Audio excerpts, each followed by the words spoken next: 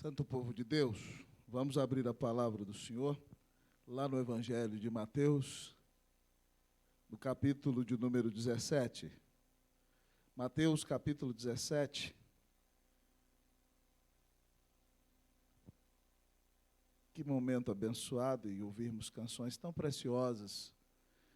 E que Deus prepare o seu lombo hoje para mais umas varadas da graça em nome de Jesus, como disse a nossa querida irmã Lara. Mateus, capítulo 17, coloque-se em pé, irmão. Nós vamos ler a palavra de Deus. Mateus, capítulo 17, nós vamos ler a partir do versículo 14. Eu farei essa leitura, esteja muito atento. Mateus, capítulo 17, diz assim a palavra do Senhor. E quando chegaram para junto da multidão, aproximou-se dele um homem que se ajoelhou e disse: Senhor, compadece-te de meu filho, porque é lunático e sofre muito, pois muitas vezes cai no fogo e outras muitas na água. Apresentei-o a teus discípulos, mas eles não puderam curá-lo. Jesus exclamou: ó, geração incrédula e perversa, até quando estarei convosco? Até quando vos sofrerei? Trazei-me aqui o menino. E Jesus repreendeu o demônio, e este saiu do menino, e desde aquela hora ficou o menino curado. Então os discípulos, aproximando-se de Jesus, perguntaram em particular: por que motivo não podemos nós expulsá-lo? E ele lhes respondeu: por causa da pequenez da vossa fé. Pois em verdade vos digo que se tiverdes fé como um grão de mostarda, direis a este monte: passa daqui para acolá, e ele passará. Nada vos será impossível. Todos comigo, 21. Mas esta casta não se espelhe, senão por meio de oração e jejum. Vamos orar. Pai do céu, nós colocamos a nossa vida nas tuas mãos. Pai do céu, nós buscamos a glória do Senhor sobre todas as coisas aqui. Ó Deus, nós não somos nada, como tua filha cantou aqui. Ó Deus, e como cantamos no momento dos cânticos, tu és o nosso bem supremo, Senhor. Nossa alegria está no Senhor. Tu és, Jesus, a pérola preciosa. Tu és, Senhor, o tesouro escondido no campo. Tu és, Senhor, aquele maior bem desejado, esperado por nossa alma. Jesus, não há alegria verdadeira fora de Ti. E nós queremos, então, Senhor, nessa hora, colocar a nossa vida diante do Teu trono de graça e pedir ao Senhor que fale ao nosso coração. Nós não merecemos, é verdade, ouvir tua voz, mas tu és Deus de graça. E quando tu queres abençoar teu povo, Deus, tu te mostras a teu povo. Então, Senhor, nessa hora, mostra-te a teu povo. Ó Deus, permita que o teu povo te conheça, para que a igreja seja vitoriosa e não seja conhecida nessa cidade, nem nesse país por fracassos, mas que seja conhecida por uma igreja pela qual Cristo venceu na cruz. E porque Cristo venceu por ela, ela sairá vencendo para vencer. Ó Senhor, fala poderosamente aos nossos corações. Glorifica o nome de teu Filho e aquece a nossa alma com a tua palavra nessa noite. Alimenta-nos, Senhor. Nós te pedimos em nome de Jesus. Amém. Assentai-vos, queridos irmãos e irmãs. Queridos irmãos e irmãs, uma coisa que sempre me intrigou desde a época em que eu fazia o seminário é que nossa igreja é uma das mais antigas nesse país. Mas me aperta o coração o fato de que, mesmo estando aqui há tanto tempo, nós não temos a influência sobre essa nação que poderia fazer grande diferença na história do nosso povo. Há razões históricas para isso e também espirituais. Mas, de repente, amados irmãos, quando eu vou para o Chile e vou ser missionário naquele país e vejo que David Trumbull chegou ao Chile mais do que 10 anos antes do que Simonton ao Brasil. E a igreja reformada, e depois com o nome de presbiteriana, também é das mais antigas naquele país. Mas não tem influenciado o país e a cultura como poderia fazê-lo. E aí a minha grande pergunta: Senhor, por quê? Porque nós não temos sido bênção na nossa nação, nos países onde estamos, como poderíamos ser, como deveríamos ser, diferentemente de nossos irmãos da Igreja Presbiteriana da Coreia, por exemplo, que é 50 anos mais nova do que a nossa, mas é provavelmente 30% da população do seu país. Por quê, amados irmãos? Ao olhar para esse texto, que tem como verdade principal, como temos visto nas expulsões de demônios de Jesus, que o reino de Deus é soberano sobre o reino das trevas. E que quando o Senhor Jesus se manifesta, os demônios têm que bater em retirada. Eles não têm força para lutar contra Ele, pois Ele é o Criador de todas as coisas, e Ele mesmo os fez. Por meio dEle todas as coisas foram criadas, e eles eram santos anjos do Senhor. Caiu 1/3 das estrelas do céu, diz a Bíblia em Apocalipse, 1/3 dos anjos caiu. Mas esses anjos foram feitos pelo Senhor, e quando eles se veem diante do Senhor, que é o Rei da Glória, aquele que foi o instrumento por intermédio do qual Deus criou todas as coisas, diante da presença de Jesus, o maligno tem que bater em retirada. Mas aqui nesse texto nós encontramos que Jesus sobe, amados irmãos, ao monte para ser transfigurado diante dos seus 3 melhores amigos e os primeiros líderes da igreja cristã. E os apóstolos ficam embaixo na terra. E a Bíblia nos conta, tanto em Marcos como em Lucas, que aparece ali um pai cujo filho é endemoniado. O texto usado, a palavra usada para lunático aqui no nosso texto pode ser traduzido para epilético. Era uma epilepsia satânica, amados amigos e irmãos. E os discípulos não conseguem expulsar aquele demônio. Jesus estava na montanha, e eles são os representantes de Jesus ali no meio daquele povo, mas eles fracassam. Eles não conseguem expulsar o demônio.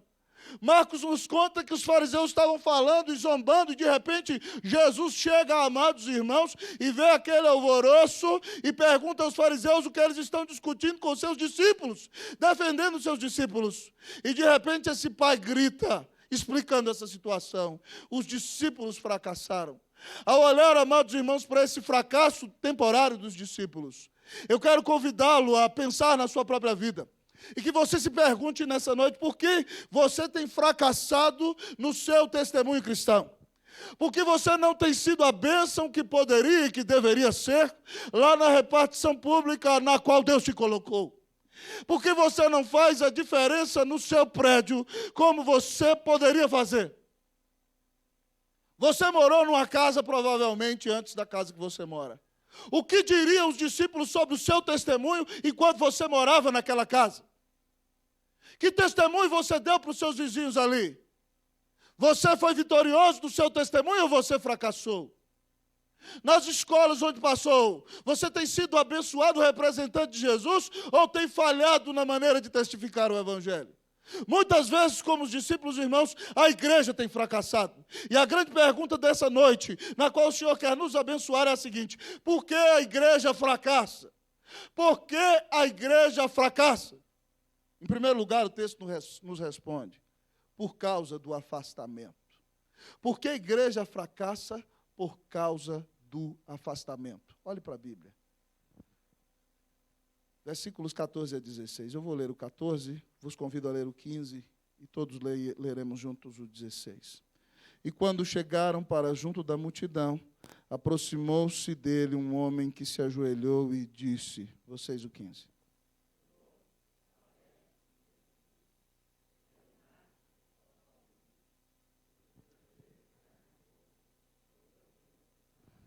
Todos os 16. Apresentei-o a teus discípulos, mas eles não puderam curá-lo. Por que a igreja fracassa? Em primeiro lugar, irmãos, por causa do afastamento, do distanciamento espiritual do seu Senhor. Mas talvez você me diga, mas pastor, foi Jesus que subiu para o monte.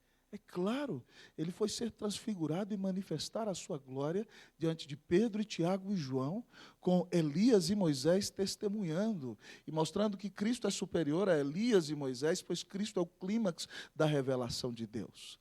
Mas, meus queridos irmãos e amigos, os discípulos estão na terra. E eles representam o Senhor. Eles não estão no monte, estão cá embaixo, mas eles andam com Jesus. E de repente, então, eles que em outra ocasião, amados amigos e irmãos, foram enviados pelo Senhor de 2 a 2, e o Senhor lhe deu autoridade de expelir demônios, e eles expelem os demônios batem em retirada, e Lucas nos conta no seu capítulo 10, que eles voltam imensamente alegres, dizendo: Senhor, em teu nome nós expelimos os demônios, e eles se retiram. E Jesus diz que viu Satanás cair do céu como relâmpago, e diz a eles o seguinte: eis que vos dei poder para pisar de serpentes e escorpiões, e sobre todo o poder do inimigo, e nada, absolutamente nada, vos causará dano. Lucas 10, 19 e 20. Mas ele diz: mas se alegrem não porque vocês expulsam demônios, mas porque o nome de vocês está arrolado nos céus. A maior alegria não é expulsar demônio. A maior alegria é ter a salvação em Cristo Jesus. Esses homens tinham tido essa experiência, mas, queridos, parece que eles foram tão bem-sucedidos na experiência, que o contexto dos 3 sinóticos parece nos mostrar que os discípulos já se aproximam desse endemoniado de maneira muito confiada. Eles não prostraram os joelhos, eles não oraram, eles não entenderam que o poder era de Deus e não era deles. Eles chegaram cheios de empáfia, cheios de autoconfiança, e foram expulsar o demônio confiando em si mesmos. Jesus disse que eles não oraram. Então, queridos amigos e irmãos, por causa dessa soberba espiritual, de achar que a autoridade estava inserida neles, e de falta de dependência do Senhor, eles fracassaram, porque estavam afastados espiritualmente do seu Senhor. E muitas vezes, meus queridos irmãos e irmãs, nós como cristãos não temos sido a bênção que deveríamos ser, porque estamos afastados espiritualmente do Senhor. Eu fico perplexo, queridos irmãos e amigos, pela maneira como nós podemos cumprir com atividades cristãs, vir à igreja, mas ter o coração totalmente distante de Cristo. É muito triste. Você pode vir à igreja todos os dias. Nossa igreja tem trabalho todos os dias. Você pode vir na segunda noite, pode vir na terça aqui, pode ir nos grupos familiares na terça, pode vir nas oficinas na quarta tarde, na quinta, pode vir na quarta-feira, pode participar de alguma reunião na quinta, pode estar na UPA ou nos grupos na sexta, no sábado na mocidade, nos domingos no culto, mas ainda assim está afastado espiritualmente do seu Senhor. Você pode estar envolvido em muitas atividades espirituais, mas não ter um relacionamento vivo e pessoal com Jesus. E muitas vezes você tem fracassado na sua vida cristã, não tem dado o testemunho que deveria dar, não tem anunciado o evangelho àqueles que Deus coloca diante de você, não tem sido bênção no contexto no qual Deus te inseriu, porque você está afastado espiritualmente do Senhor. Você conhece bem todas as doutrinas da fé, que são maravilhosas e caras ao nosso coração, mas a ortodoxia na sua vida tem sido morta. Ela não te leva à ortopraxia, não te leva a uma vida abundante, não te leva a um relacionamento vivo com o Senhor. E porque você não está cheio do Senhor, você não pode abençoar as pessoas que estão ao seu redor. A igreja fracassa porque muitas vezes não vive um relacionamento abundante com o Senhor. A prova disso para nós, amados irmãos, é a belíssima igreja de Éfeso, que todo pastor presbiteriano desejaria conduzir. Com 40 anos de idade, aproximadamente, pertinho da idade da nossa igreja. Aquela igreja é uma igreja que prega muito, ela trabalha. Ela é uma igreja fiel na doutrina. Ela é uma igreja, queridos amigos e irmãos, perseverante, pois aguentou a perseguição. É uma igreja que disciplina aqueles que estão em pecados. Mas Jesus diz a ela o seguinte: tenho, porém, contra ti, que abandonaste o teu primeiro amor. Recorda-te, pois, de onde caíste, arrepende-te e volta à prática das primeiras obras, pois senão virei a ti e moverei do seu lugar o teu candeeiro. Meu irmão, como está o seu primeiro amor? Você hoje me diria que é um cristão cheio de amor por Jesus? Você tem tido a bênção de fazer o que Lutero fazia para si mesmo? E eu contei na semana passada, nós precisamos ouvir o Evangelho todos os dias, porque o nosso coração se esquece do Evangelho todos os dias. Você tem pregado o Evangelho para você todos os dias? entender a santidade e a perfeição do seu Deus, a sua pecaminosidade e o merecimento da ira de Deus na sua vida, entender a grande redenção, a salvação maravilhosa que Cristo te dá, o amor que Ele verteu, dando sua vida na cruz do Calvário por amor de você. Quando o Evangelho é real na sua vida todos os dias, isso enche o seu coração de amor por Deus. E aí, então, você não vai viver longe do Senhor. Você vai ter um relacionamento vivo e pessoal com o Senhor. Você vai ouvir o Senhor falar com você nas Escrituras. Você vai ter uma vida de oração. Você vai viver uma vida piedosa. Você vai abençoar os que estão ao seu redor. Preste atenção, irmão. Muitas vezes você tem fracassado na sua vida cristã porque você tem confiado demais em si mesmo. Porque você tem confiado na sua capacidade. Porque você tem confiado no seu conhecimento. Porque você tem confiado na sua eloquência. Porque você tem confiado no seu saldo bancário. Porque você não entendeu que sem Jesus você não passa de um miserável, pobre, cego e nu. Nós precisamos, irmãos, voltar ao primeiro amor. Nós precisamos olhar para a nossa vida e perguntar o que atrapalhou aquela vida abundante que nós tínhamos. O que atrapalhou aquele relacionamento vivo que eu tinha com o Senhor. Arrependa-se hoje. Mas volte à prática das primeiras obras. Volte a buscar o Senhor. Converta-se. Clame hoje, Deus, eu preciso de um relacionamento vivo e pessoal contigo. Ser crente, irmão, não é história da carochinha. Ser crente é andar com Jesus.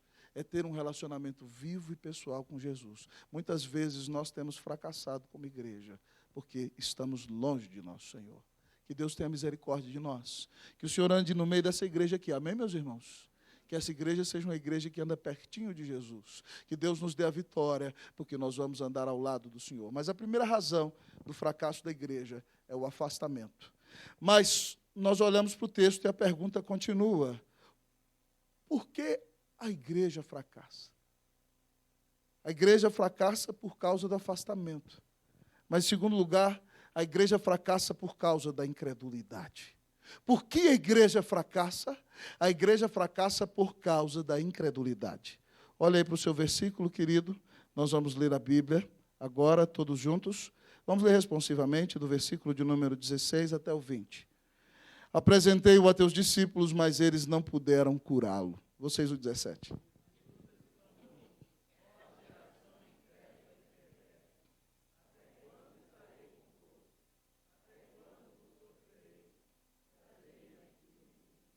E Jesus repreendeu o demônio, e este saiu do menino. E desde aquela hora ficou o menino curado. Vocês, o 19.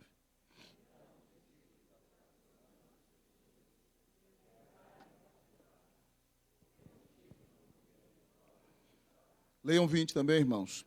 E ele lhes respondeu, por causa da pequenez da vossa fé. Pois em verdade vos digo que se tiverdes fé como um grão de mostarda, direis a este monte, passa daqui a acolá, e ele passará. Nada vos será impossível. Amém. Louvado seja Deus. Meus queridos irmãos, ao olharmos para este texto aqui, nós aprendemos na palavra do Senhor que a segunda razão por causa que traz o fracasso da igreja é a incredulidade. Incredulidade. Os discípulos não conseguem expulsar o demônio. O pai conta para Jesus, se você lê em Marcos, que o menino espuma, certo? Ele fica epilético, começa a ter uma crise e a boca começa a espumar. E o pai vai contando que aquele menino fica endemoniado desde que é criancinha. E às vezes Satanás o joga no fogo e na água, querendo matá-lo. E o pai tem que vigiar o tempo todo, senão Satanás vai tirar a vida dele. E aqui então, meus queridos irmãos, o pai conta para Jesus, e Jesus então repreende os discípulos, quando diz o seguinte no versículo 17, ó geração incrédula e perversa. Incrédulo aqui, irmão, pode ser traduzido também como infiel. E perverso significa literalmente rebelde. Oh, geração incrédula e perversa, geração desviada. Pode ser traduzido assim, perverso. Então, que eles são infiéis e desviados. Jesus diz, até quando eu vou estar convosco?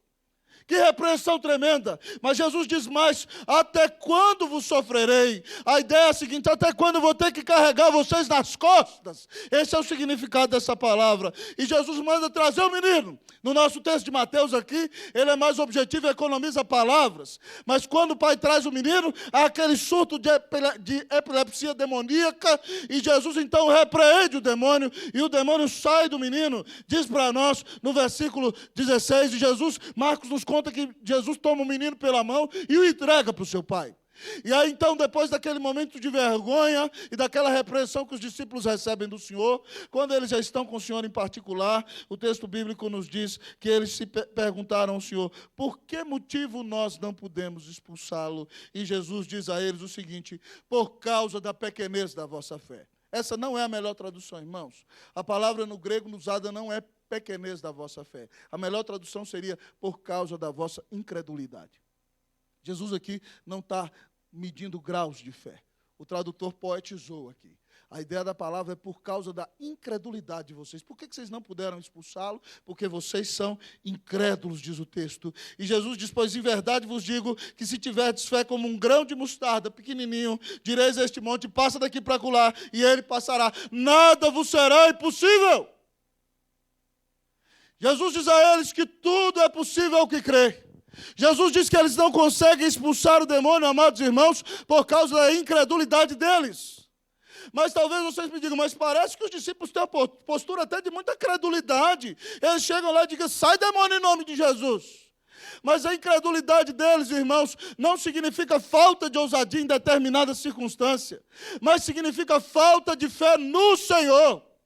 Falta de confiança de que quem resolve todos os problemas da sua vida, todas as circunstâncias difíceis que você enfrenta, é o Senhor. Esses homens vão confrontar o demônio baseados na sua própria força, e por isso eles caem. Incredulidade não é falta de fé na fé, ou falta de fé em si mesmo. Incredulidade é falta de fé em Jesus. Falta de dependência do Senhor. E porque creem na força do seu próprio braço, eles se tornam rebeldes e desviados e perversos, como Jesus diz. E aí eles perguntam: Senhor, nós não conseguimos expulsar por causa da incredulidade de vocês. Porque se vocês crerem em mim e disserem para esse monte: sai daqui, aí Jesus usa hipérbole, né? Jesus é um grande orador, ele tem que pintar quadro diante do meu olho e do seu. Então ele diz: está vendo esse monte aqui? Se você tiver uma fé pequenina como um grão de mostarda, você vai dizer: sai da frente, e o monte vai pular daqui para lá. E aí ele termina com essa citação maravilhosa: nada vos será impossível. Por que a igreja fracassa? Por causa da incredulidade. Você lembra lá, irmão, da mãezinha acerca da qual eu preguei semana passada? Lara até citou aqui antes de cantar o cântico, e nós lemos no texto hoje, está lá aquela mãezinha, ela não é judia, a filha dela está horrivelmente endemoniada, mas ela, irmão, não coloca a fé em si mesma, não coloca a fé na fé, não confia no seu próprio poder, ela vai clamando atrás de Jesus, dizendo: Senhor, filho de Davi, tem compaixão de mim, minha filha está horrivelmente endemoniada, e Jesus não responde palavra, e ela continua: filho de Davi, tem compaixão de mim, minha filha está horrivelmente endemoniada, e ela segue nessa litania, 10, 20, meia hora, 1 hora, 2, sabe Deus quantas? Mas Jesus diz que não vai responder, veio para os judeus, mas ela cai com a testa no chão e diz: Senhor, socorre-me, oh Senhor, tem misericórdia de mim. Jesus diz: eu respondo filho, não respondo cachorro. E ela diz: sim, Senhor, mas eu sou cachorrinha, mas até o cachorrinho come da migalha da mesa dos seus donos. E aí Jesus diz: oh mulher, grande é a tua fé, faça-se contigo como queres. Os discípulos não tiveram uma fé que reconhece que tudo vem de Jesus. A fé deles não perseverou no Senhor, e eles não se humilharam. E se você, meu irmão, quer ter uma fé que agrada ao Senhor, você precisa de fato colocar sua esperança em Jesus. Você precisa continuar lutando, ainda que o céu pareça de bronze. E você tem que se humilhar na presença do Senhor e não confiar na sua própria justiça. Meu querido irmão, muitas vezes a igreja fracassa porque ela não crê. Meu irmão, espere grandes coisas de Deus. Faça grandes coisas para Deus, disse William Carey. Irmão, sair do lugar comum é muito difícil. Às vezes a comodidade trava você. Às vezes a comodidade, a tranquilidade deixa você onde você está. Mas preste atenção, tem dias que Deus te chama a dar mais um passo. Tem dias que Deus te diz, creia em mim, obedeça a minha palavra. Tem dias que Deus diz, venha ser usado por mim. Oh, meu querido irmão, comece hoje, se Deus quiser, amanhã um grupo de estudo bíblico lá no seu trabalho. Por que não começarmos um grupo familiar no seu prédio? Por que não, meu querido amigo, você começar a visitar os seus amigos, ou quando você olhar para os seus colegas de trabalho entristecidos, dizendo, eu quero fazer uma oração por você. Você às vezes pensou, não, eu não vou lá orar por ela não, vai que ela nem gosta de crente, esse negócio vai dar errado, e ela está lá triste, deprimida, e aí chega lá alguém falando assim, vamos ali na macumba, que você vai botar seu nome, e eu vou ganhar para você seu marido de volta, e aí você perdeu a bênção e a oportunidade, porque não creu em Jesus. Porque não se dispôs nas mãos de Jesus. Meu irmão, está na hora de crer. A Bíblia diz que, de fato, sem fé é impossível agradar a Deus. Porque é necessário que aquele que se aproxima de Deus creia que Ele existe, que se torna o galardoador de todos aqueles que o buscam. Creia no Senhor. Creia que, apesar de você, Deus pode usar a sua vida para a glória e honra do seu santo nome. Foi quando ouviu Henry Varley pregar no Hyde Park que Dwight Lyman Moody, um homem analfabeto, que ganhou mais de 1 milhão de almas para Cristo Jesus nos seus dias, quando ele ouviu Varley dizer, o mundo está para ver o que Deus pode fazer através de um homem totalmente entregue em suas mãos. Foi quando ouviu Varley dizer isso que Moody disse, eu sou esse homem. Você não tem poder por si mesmo. Eu não posso mudar nada. Mas Deus é um Deus de graça. E se o Senhor tem dito a você, meu filho, creia em mim, coloque-se em minhas mãos, diga, Senhor, eis-me aqui, envia-me a mim. Hoje nós perguntamos, Brasília está para ver o que Deus pode fazer em, com e através de um homem ou de uma mulher totalmente entregue nas mãos do Senhor. O que você responderá?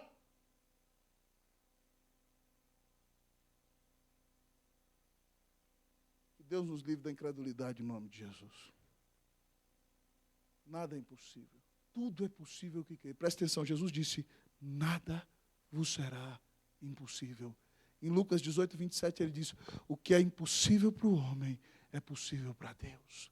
Meu irmão, você quer ver uma grande bênção de Deus acontecendo na sua vida? Diga, Senhor, eu estou aqui. Usa-me para a glória e honra do nome de Jesus.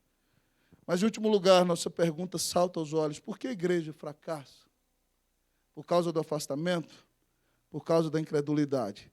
Mas o texto nos responde que é por causa da indisciplina. Por que a igreja fracassa? Por causa da indisciplina. Versículo de número 21. Eu vou ler uma vez, vocês leiam para mim a segunda vez. Mas esta casta não se espelhe, senão por meio de oração e jejum. Vocês.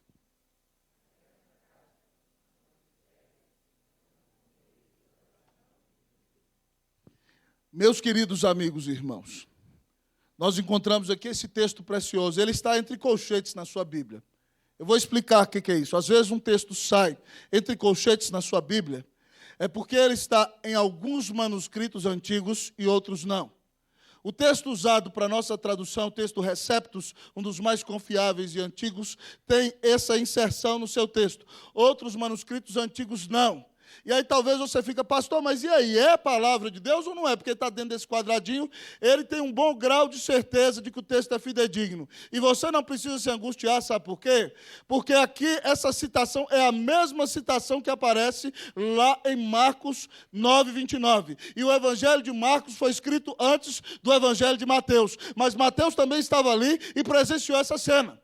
Então, meus irmãos, Deus, na sua soberania, botou esse texto aqui, ainda que ele esteja entre colchetes, e ele é a palavra de Deus para você. E ele explica por que a igreja fracassa, sabe por quê? Porque falta a ela disciplina espiritual. Jesus diz aqui, preste atenção, mas essa casta, aqui casta é esse gênero, esse tipo de demônio só sai com jejum e com oração e com jejum.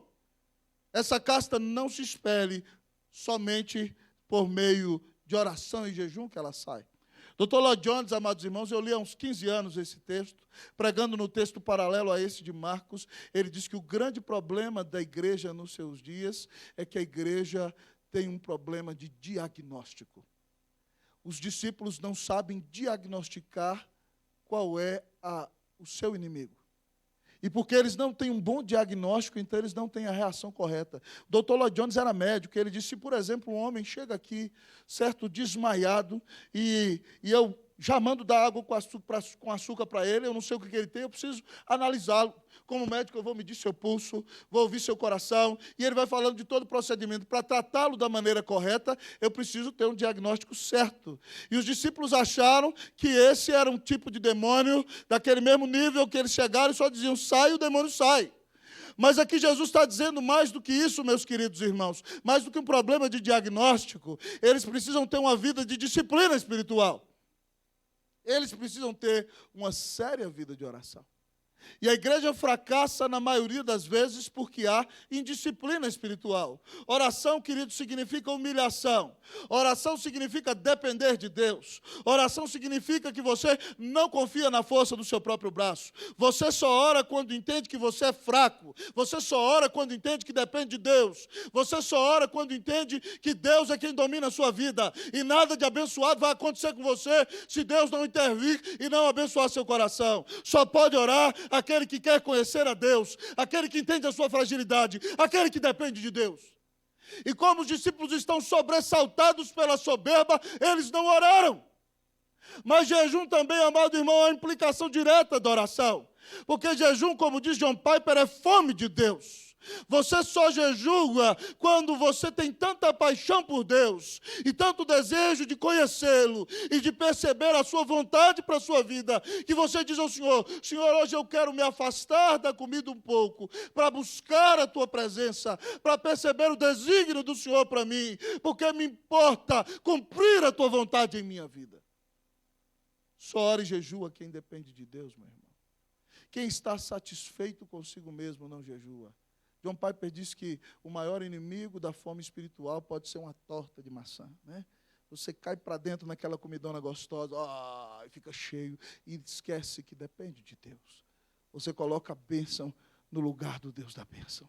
Irmãos, muitas vezes a igreja fracassa porque lhe falta disciplina espiritual, porque falta vida de oração. Como está, seriamente, eu estou lhe perguntando em nome do Senhor, como está a sua vida de oração?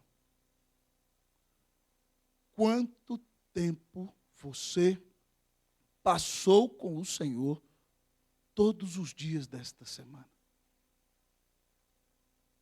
Quanto tempo você dedicou a Jesus segunda-feira? Na terça?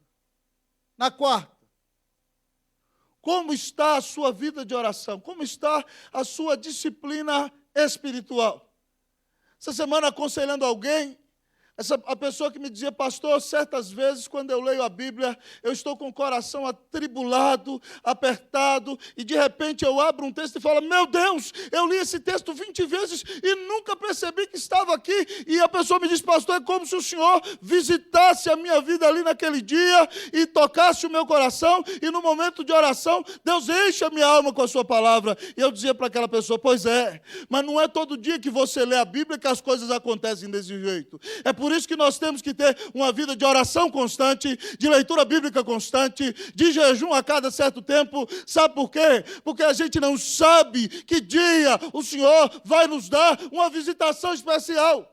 E porque nós queremos experimentar mais do Senhor, nós vamos caminhar todos os dias na sua presença. Ele vai falar conosco na normalidade do dia a dia, mas um dia desses qualquer, Ele vai nos surpreender com a graça maior. E quando nós temos uma vida de disciplina espiritual, nós somos cheios do Senhor e podemos vencer todos os fracassos, todas as adversidades, todos os desafios que se colocam diante de nós. Irmãos, nós precisamos de disciplina espiritual.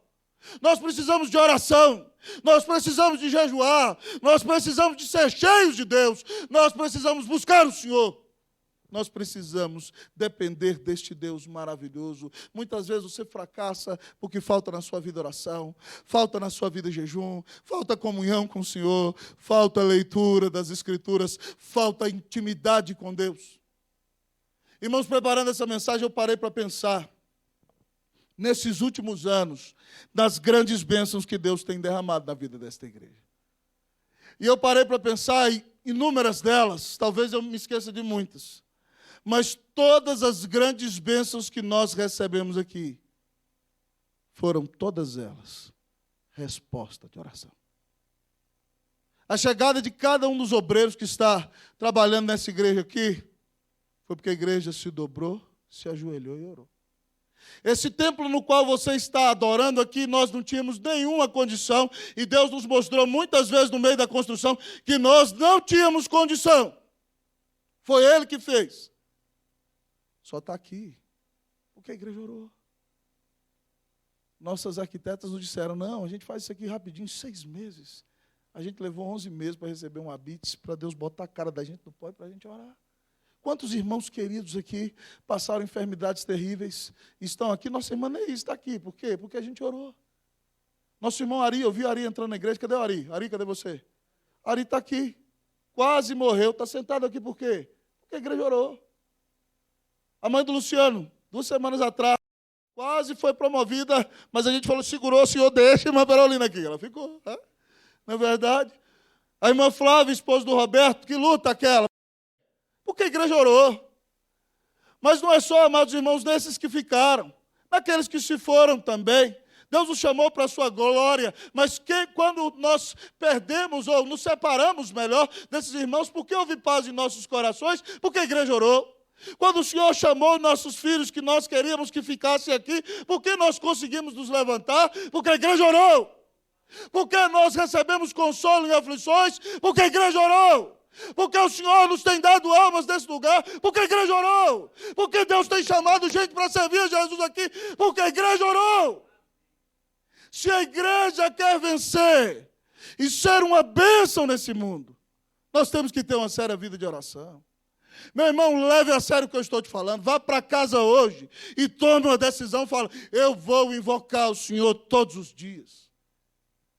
Um presbítero muito amigo meu, lá da cidade de Concepción, no sul do Chile, uma das grandes capitais chilenas, eu fui pregar na igreja deles, uma linda igreja, uma das maiores igrejas presbiterianas do Chile, e ele me recebeu em sua casa, e ele me disse o seguinte, pastor, eu tinha uma grande dificuldade de ter uma séria vida devocional.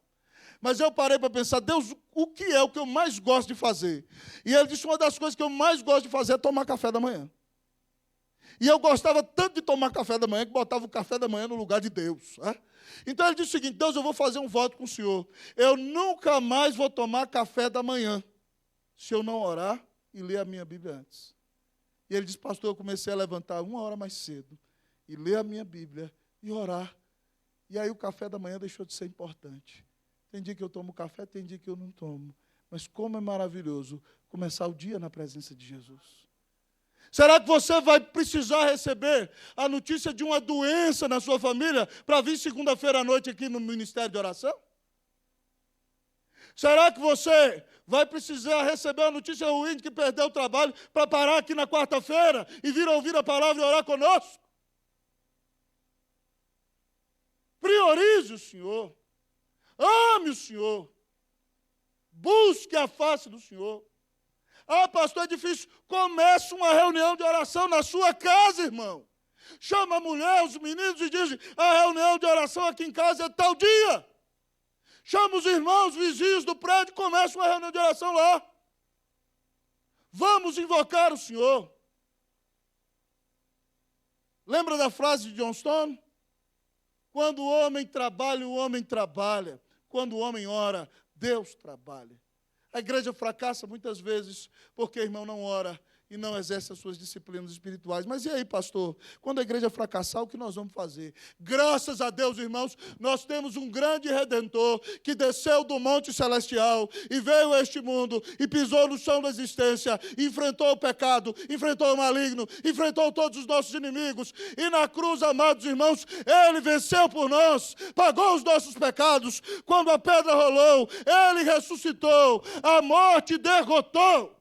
A vitória nos legou, e um dia virá em glória, quando restaurará para si todas as coisas, e nós venceremos com Ele. Apesar de todos os nossos fracassos, nós somos vitoriosos, porque Cristo Jesus venceu na cruz por nós. Então creia no Senhor. ame o Senhor.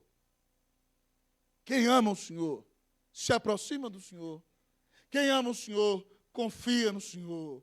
Quem ama o Senhor vai ter uma vida de disciplina espiritual. Meu irmão, você quer ser vitorioso na sua vida cristã? Ande juntinho de Jesus. Não, meu irmão, não vive em afastamento. Viva perto do Senhor. Oh, meu irmão, creia, seja humilde, confie que o Senhor cuida de você. Se Ele morreu na cruz para te salvar, nada vai te faltar. Oh, meu irmão, pratique as disciplinas espirituais. Ore, leia a Bíblia, jejue, busque a face do Senhor. E você será para a glória de Deus. Não um crente fracassado, mas um crente vitorioso. Que Deus te dê vitória, em nome de Jesus. Amém. Vamos orar.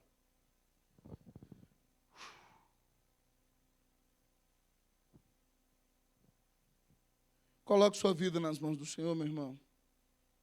Quero convidá-lo a orar por você. Analise a sua vida.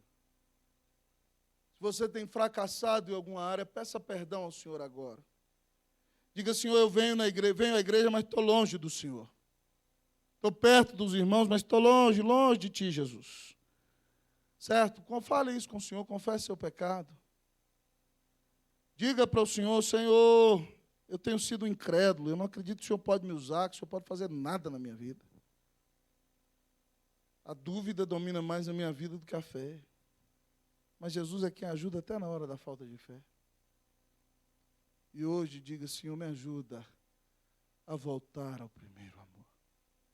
A voltar à prática das disciplinas espirituais.